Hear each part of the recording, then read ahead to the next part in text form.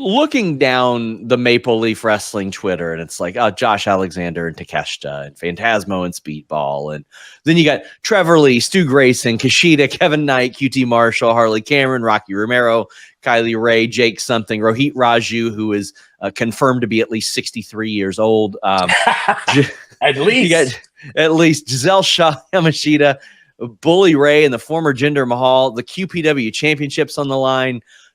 First off, I want to ask, how? How? I don't know. Maybe maybe I'm glutton for punishment, but I spent a good amount of time away from the wrestling business, really, after my departure from TNA.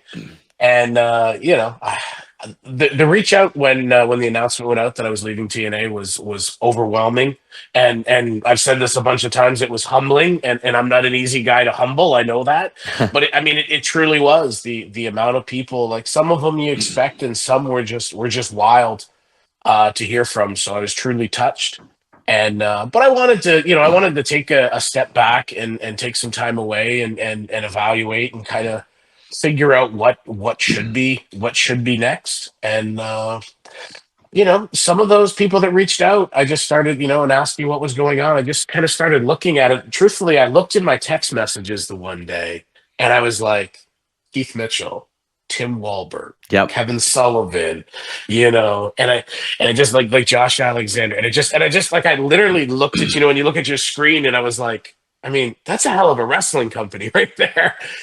And started talking about things and looked at it and figured the fall was a good time. It's far enough away from where everything had transpired at the beginning of the year. It gave me a good break, allowed me to move in some different directions, and allowed us to kind of start planning and organizing to come out here and have a real great debut.